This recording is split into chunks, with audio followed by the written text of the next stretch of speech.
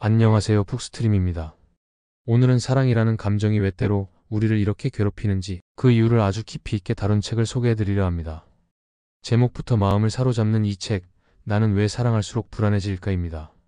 단도직입적으로 묻는 이 제목에 어떤 분은 가슴이 덜컥 내려앉을 수도 있을 것 같아요. 그래, 나도 그래. 사랑하면 할수록 왜 불안해질까? 이 책은 바로 그 질문에 대해 심리학과 신경생물학, 그리고 저자 자신의 생생한 경험을 바탕으로 한 아주 정밀하고 따뜻한 답변을 들려줍니다. 저자는 심리치료사이자 커플 상담 전문가인 제시카 바움입니다.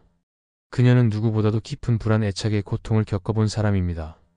반복되는 연애 실패와 극심한 불안, 심지어 불안 증세로 병원에 입원한 경험까지 있었던 그녀는 자신의 애착 유형이 불안형이라는 걸 깨닫고 나서야 그 반복되는 고통의 이유를 이해할 수 있었다고 고백합니다. 여러분은 혹시 이런 경험이 있으신가요? 연인이 잠시 연락이 뜸해지면 마음이 조급해지고 별일 아닌 작은 침묵도 버림받는 신호처럼 느껴져서 휴대폰을 끊임없이 확인하고 문자를 몇 번이고 보내고 답이 없으면 온갖 상상을 하게 되는 그 감정. 혹시 나를 싫어하게 된 건가? 지금 날 피하고 있는 걸까? 이 저자는 이런 행동들 모두가 단순히 성격 탓이 아니라 어린 시절 형성된 애착 시스템의 문제라고 말합니다.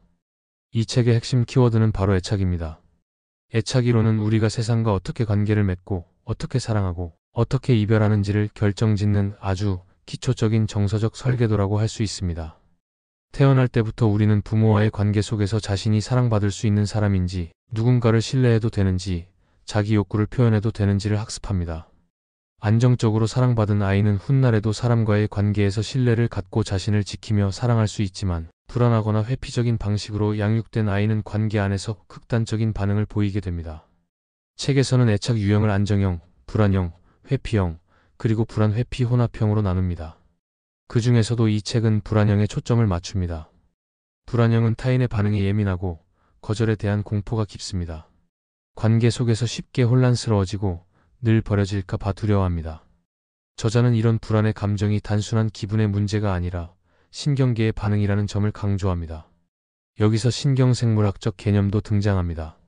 우리의 자율신경계는 애착 대상과의 연결이 약해질 때 실제 생존의 위협처럼 반응합니다. 불안 애착을 가진 사람에게 연인이 잠시 연락을 끊거나 감정적으로 멀어지는 것처럼 느껴지는 순간 몸은 이를 실제 위험으로 받아들여 심장 박동이 빨라지고 시야가 흐려지며 공황 반응이 일어나는 것입니다. 저자는 그 당시 느꼈던 감정을 이렇게 묘사합니다. 그와 연결되지 못할 때면 나는 태아처럼 옹송그리고 누워서 아주 어릴 때와 똑같이 길을 잃고 버려진 듯한 느낌을 곱씹었다. 이 문장을 읽는 순간 정말 많은 분들이 고개를 끄덕일 것 같다는 생각이 들었습니다. 그렇다면 왜 이런 반응이 나타나는 걸까요? 책에서는 그 원인을 핵심 상처라는 개념으로 설명합니다. 어린 시절 부모로부터 안정적인 애착을 충분히 형성하지 못하면 내면 깊숙이 나는 사랑받을 자격이 없다. 나는 결국 버려질 것이다. 같은 핵심 신념이 새겨지게 됩니다. 이런 신념은 무의식 속에서 강력한 힘을 발휘하면서 우리가 사랑을 할 때마다 관계를 망치는 방향으로 끌고 갑니다. 사랑받고 싶은데 그 사랑이 자신에게는 허락되지 않은 것 같아서 불안한 마음에 상대에게 집착하고 테스트하고 압박합니다.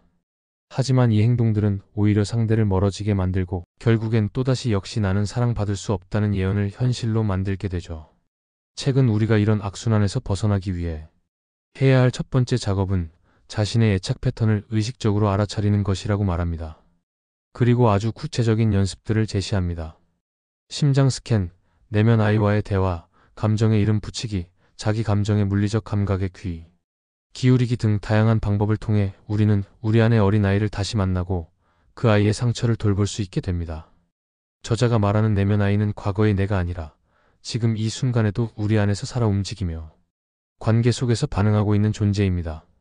우리는 그 아이와 함께 다시 성장해야 합니다. 그리고 이 책이 좋은 또 하나의 이유는 단지 당신이 아픕니다 라고 말하고 끝내지 않는다는 점입니다. 오히려 이렇게 말합니다. 괜찮습니다. 당신은 그런 방식으로밖에 사랑할 수 없도록 자라온 겁니다. 하지만 이제는 다른 방법도 배울 수 있습니다. 그 말이 참 따뜻하게 느껴졌습니다. 책의 후반부에서는 건강한 관계란 무엇인지, 성숙한 사랑이란 무엇인지에 대해 조목조목 짚어줍니다. 서로를 지지하면서도 자기 자신을 잃지 않는 관계, 내 감정에 스스로 책임질 수 있는 사람과의 만남 사랑이지만 독립적인 존재로 남을 수 있는 상호의존. 우리가 꿈꾸는 사랑이 어떤 모습이어야 하는지 다시금 그려보게 해줍니다. 그리고 저자는 이렇게 말합니다. 사랑은 당신을 구원해주는 마법이 아닙니다. 당신이 이미 괜찮은 사람이라는 것을 확인하게 해주는 거울이어야 합니다. 진정한 친밀감은 치유의 여정이기도 합니다. 사랑이 불안을 자극하는 것이 아니라 오히려 당신을 더욱 안정되게 만들어야 한다는 그 말 듣고 있으면 울컥하게 됩니다. 만약 지금 사랑 안에서 자신이 자꾸 흔들리고 있다면, 혹은 어떤 사람을 만나도 늘 외롭고 공허함을 느낀다면, 아니면 자신이 왜 자꾸 똑같은 연애를 반복하는지 모르겠다면, 이 책은 정말 당신을 위해 쓰인 책일 수 있습니다. 사랑을 잘하기 위해서는 먼저 나 자신을 사랑하는 법부터 배워야 하니까요. 오늘 북스트림에서 소개한 책, 나는 왜 사랑할수록 불안해질까? 단순한 연애 지침서가 아닙니다. 관계 속에서 자꾸만 상처받는 당신의 내면을 깊이 이해하고 보듬고 다시 안전한 관계로 나아갈 수 있도록 도와주는 아주 사려 깊은 안내서입니다. 책을 덮는 순간 당신도 이렇게 말하게 될지 모릅니다. 이제는 나를 잃지 않고 사랑할 수 있을 것 같아. 북스트림이었습니다. 다음 영상에서 또 깊은 책 한 권으로 찾아올게요.